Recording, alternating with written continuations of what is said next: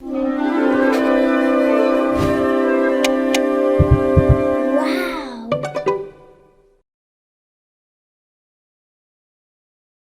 Hi, I am Liz Sinclair of Maine's Center for the Book. We're an affiliate of the Library of Congress, and we're also part of the Maine Humanities Council. The Centers for the Book are located across the country and territories. We help carry out the mission of the Library of Congress's National Center for the Book, which is to promote books, reading, libraries, and literacy nationwide, with a special emphasis on promoting the unique literary heritage of each state and territory. Every year, each center selects 2 books with local connections to represent it at the National Book Festival, one for young readers and one for adults. You are about to listen to a series of short conversations that Northeastern Centers had with selected authors of children's books. We hope you enjoy these conversations, and we also hope that you'll consider listening to the authors and Great Reads videos from other regions, because together they are a testament to the richness and the diversity of this nation's literary creativity. Enjoy. Hello, I'm Lisa Comstock with the Connecticut Center for the Book.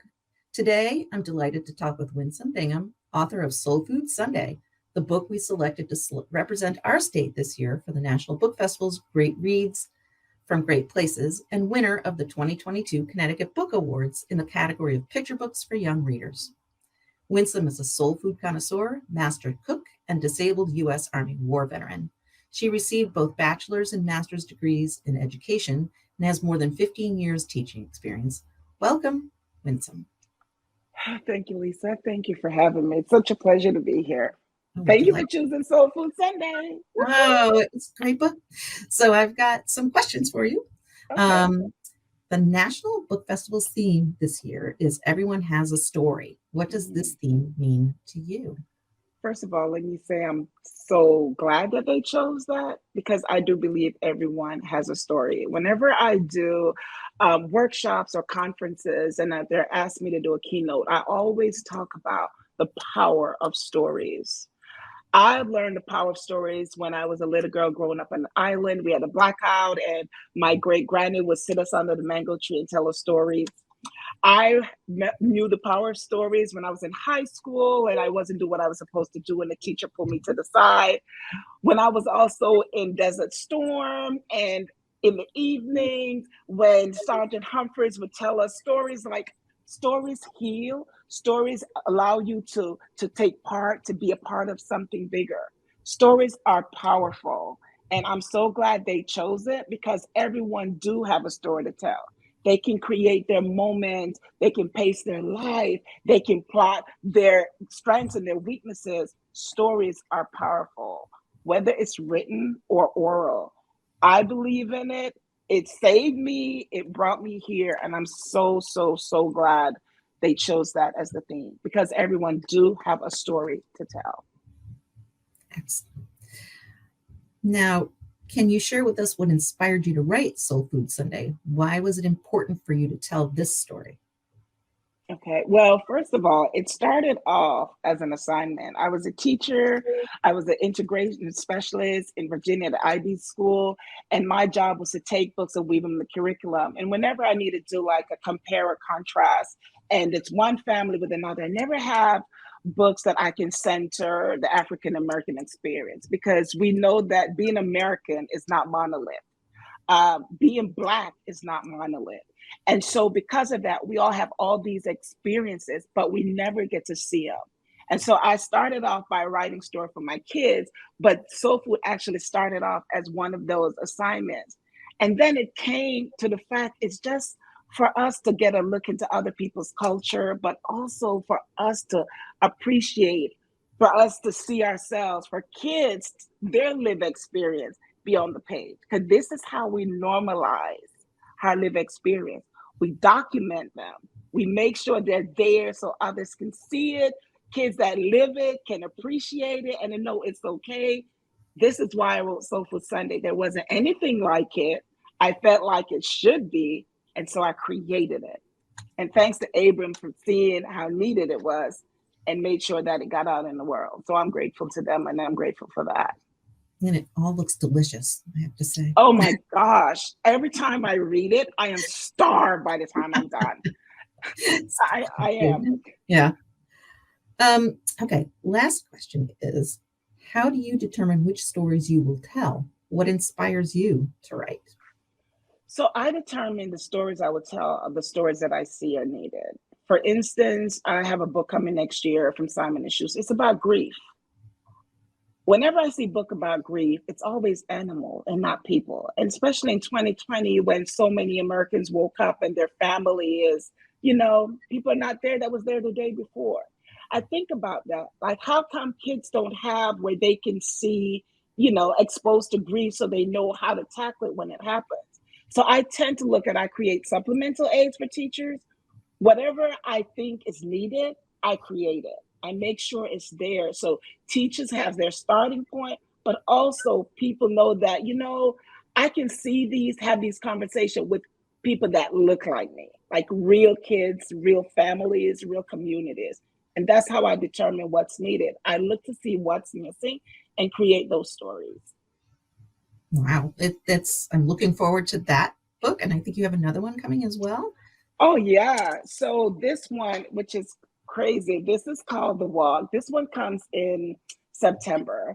And it's a community going to the polls to vote. Every single state have a curriculum about community or democracy or voting. So I just create that. And what's so great about this, I was at ALA a few weeks ago, and I was signing second edition because the first print run is already gone, and it hasn't even come out yet. Wow. So I hope my publisher saved me first editions, but we'll see. Let's see. Well, it's been a pleasure, and thank you so much for your time today. I appreciate it, and we look forward to seeing this book on display at the National Book Festival. Can't wait. All right. Thank you. Thank you. Take care. All righty. Bye. Hello, I'm Liz Sinclair of Maine's Center for the Book. I am delighted to introduce you to Maine author Kim Ridley and her beautiful book, The Secret Pool, which we've selected to represent Maine at this year's National Book Festival. It was illustrated by Rebecca Ray and published by Tilbury House Publishers. The Secret Pool is about vernal pools. These are pools that form every spring when low places on the forest floor fill up with rain and melted snow. They're home to many creatures, to hatching wood frogs, spotted salamanders, and fairy shrimp. And although they don't last long, they do play a crucial role in maintaining a healthy environment. This book has won many awards, including the Lupin Award by the Maine Library Association. Now I'd like to introduce you to Kim Ridley. Kim is a Maine science writer, essayist, editor, and children's book author.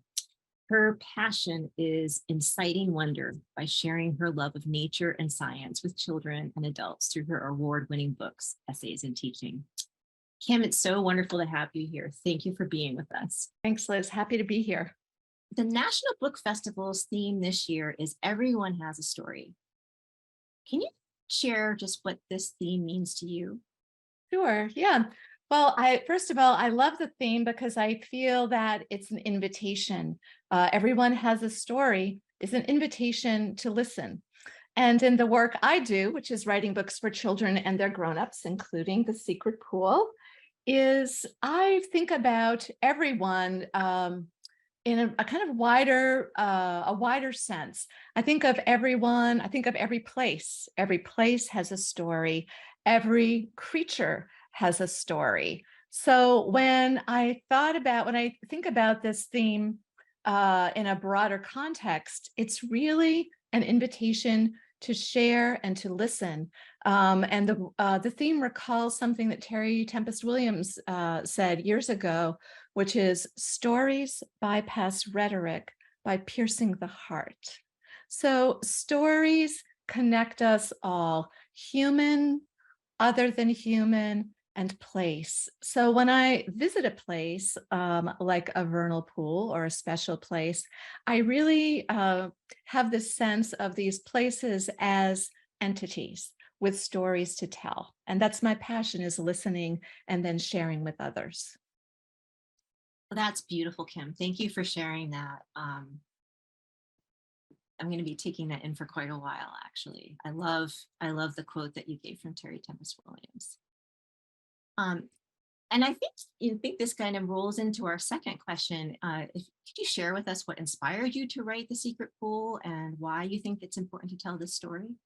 Sure. It's actually several things inspired me to write The Secret Pool. It started many years ago. I grew up in Maine and I loved roaming the woods behind my parents' house. And one of my favorite haunts I discovered when I was probably 7 or 8 years old was this lovely shallow pool that magically appeared in spring. I did not know about vernal pools then, but I loved just roaming around looking for wildflowers, trailing arbutus, watching birds with a pair of clunky old binoculars. And also I had a thing for tadpoles. So I would go up to this lovely pool. What was great about it is that you couldn't see the pool from the house, but it was within earshot. So when it was time for dinner, my mom could call us down for dinner. But I would just watch the pool over the seasons and go and observe the eggs and wonder, whose eggs are these amphibian eggs? I would watch the tadpoles and the life around the pool, the plants. There was a beautiful rock I'd sit on and a big old hemlock tree and lots of lovely maples. And then in the summer, I remember coming back and the pool had dried up. And I remember rummaging in the leaf litter, wondering, oh my gosh, what happened to the tadpoles? Did they turn into frogs in time? And I was very concerned. And then I came back in the autumn one day and there were all of these little tiny frogs around the pool, froglets, and they were about the size of my thumbnail. So I made that connection that there was some kind, these frogs had survived. And then fast forward many years later, I worked with researchers at the George Mitchell Center at the University of Maine. And one of the teams there was working on vernal pools as a way to integrate vernal pools into community conservation efforts. And what I learned there from Dr. Aram Calhoun is that vernal pools feed the entire forest. And I had no idea of this. They turn fallen leaves and rainwater into new life through the magic of the food web. And at the same time, as I was learning about these pools, I recalled my childhood haunt, and I wanted children and their grown-ups to know about these magical places, because right around this time, protections for certain vernal pools were being threatened. So in Maine, certain pools any pool that has fairy shrimp in them, which are these delightful little creatures about the size of a paper clip, and they're kind of about the color, a little more yellow than my top. Any pools that have fairy shrimp are considered important vernal pools. And so there were some measures of protection around them.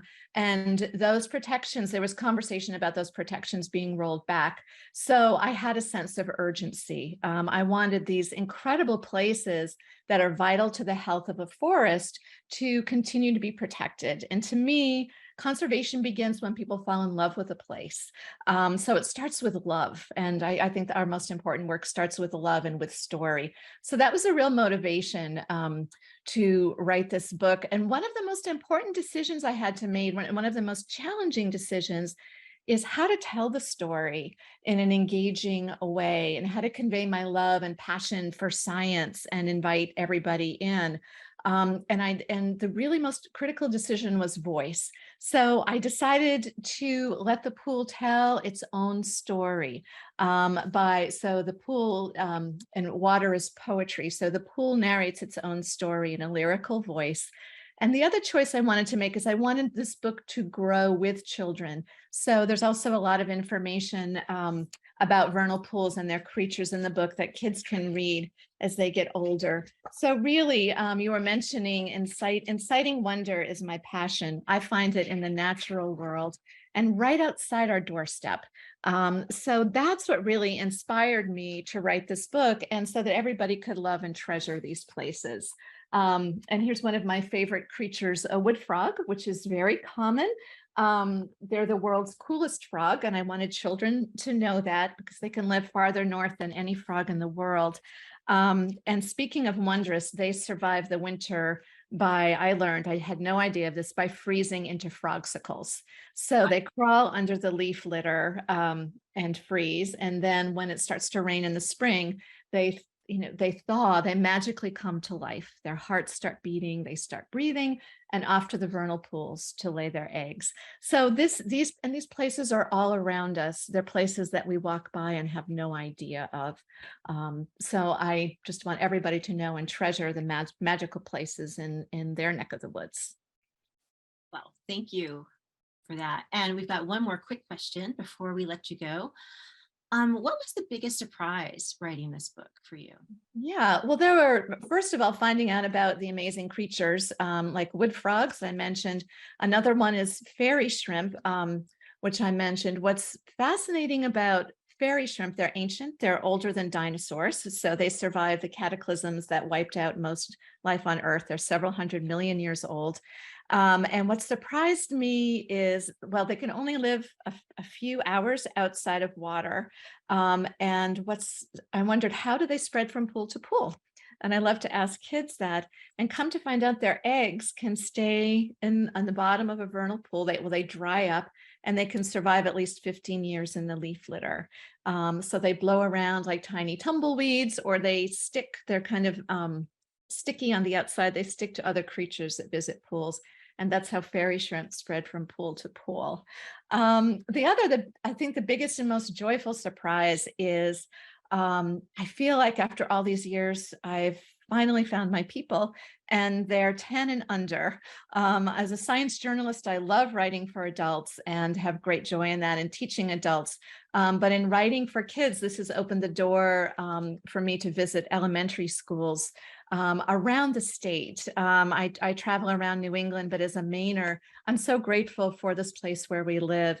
And my joy is teaching science and nature writing to elementary school kids and introducing them to the wonders of vernal pools and other magical places literally surrounding us. Oh, well, thank you so much for your time and for sharing with us. And again, I hope everybody will pick up The Secret Pool. It is a book that is great for young folks and older folks. And it's something, every time I've been looking at it, I see something and learn something new. So thank you so much, Kim. You're welcome. Greetings, everyone. My name is Carla Schmidt. I'm the director of the Pennsylvania Center for the Book. I'm delighted to be visiting with Katie Howes about her title, A Poem Grows Inside You, which has been selected by the Pennsylvania Center for the Book as the children's title to represent Pennsylvania at the 2023 National Book Festival. Welcome, Katie. Thank you so much. It's fantastic to be here with you this morning. We're curious, what inspired you to write A Poem Grows Inside You? Oh, I could talk about that for too long, but I'm not going to. So a lot of times when I'm visiting with students on campuses and schools, we talk about ideas and how when you're a maker of any kind, an artist, a writer, an inventor, a mind crafter, you're full of ideas that you might not be ready for yet. And I always encourage those kids that the greatest makers of every type throughout history have had notebooks, and that I have lots of notebooks, and that we all write the ideas down in a notebook and save it till we have the resources for it. Whether that's skills, whether that's materials, whether that's a team of people. And I started encountering kids who said they liked having those ideas, but they worried they would expire, that they would go bad if they didn't get to them fast enough. And there was a visit where I reassured kids that their ideas were like seeds, that they could sit dormant for a really long time. And when the right resources came along, like the water and the sun, they would take root and bloom. And I got back from that school visit and I wrote it in my notebook, ideas/seeds. And I sat with it dormant for quite some time till I built what it took to turn it into this book. So it really is, it's the kids that wrote it with me. And like we were together on that feeling of needing reassurance that dormancy for ideas happens. Ah, that's wonderful. And to think that it came from the children themselves. Well, they're so honest. Aren't they though? Yes. So pretty exciting for us at the Pennsylvania Center for the Book was that this book was named a 2023 Lee Bennett Hopkins Poetry Award for Children Honor Book. Could you describe what it felt like to have this book recognized for this particular honor? Well, you were on the phone with me when I was kind of incoherent and stunned learning about it. And I have such huge thanks for the people at the Center for the Book here for selecting this and for all the work they put into analyzing lots of books. But to me, this was astounding because Lee Bennett Hopkins, like, he shaped and he grew and he blessed the genre of poetry for children. And he found so many different directions to come at it to make sure that kids could connect to poetry. And to have an honor in the memory and name of his reputation and all he did means more to me than just about anything could, because that's really, that connection to the kids is why I do these books. And it's what I needed as a kid and maybe didn't always have. So it's huge and it makes me get all teary-eyed. So I'm going to stop. I know Lee would love to have heard you say that. We all miss him so much and are happy that his legacy is continuing through your book and poetry for all ages, really. So thanks so much for sharing your favorite place and a bit about your Hopkins award-winning book, A Poem Grows Inside You. It's truly a special book to read and enjoy. And we look forward to many people getting to share this book, not only by themselves, but with others. Thank you so much. Thank you very much. I love hiking and eating. So one of my favorite things is to combine those into a road trip with my family. And we love to go to Wrights Mountain in Bradford and Tucker Mountain in Newberry. They're both like short, sort of under 3-mile hikes, so they are good for my 3-year-old. And there's a big payoff at the top. There's a nice view.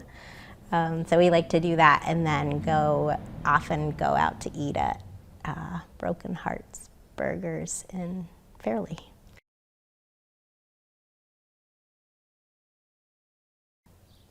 Outside over there by Maurice Sendak it's a picture book, and I have the copy that I had as a child, and the inscription in it from my dad says 1981, so I was 1 when I got that book.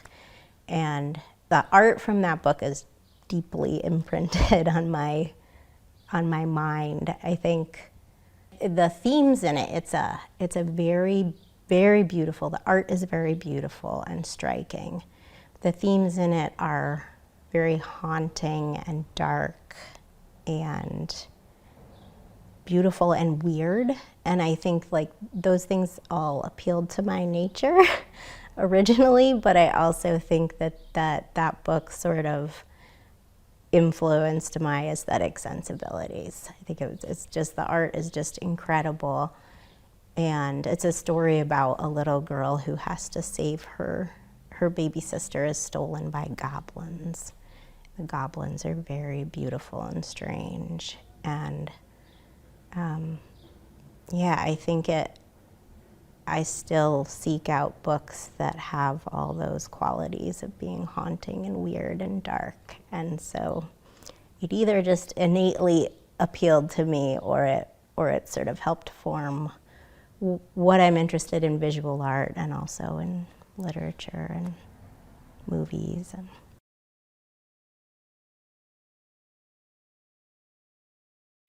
stories have a really powerful ability to make people feel less alone, less lonely. I guess that's what that's all about for me. Everyone Has a Story is about sharing, having sort of the right to share your own story and also the responsibility to listen to other people's stories. It feels like a very timely theme because I think many of us feel like the world is very fractured right now. And so it feels like a message of empathy, of like really connecting with other people by at least trying to approach hearing someone else's story with an open heart and an open mind.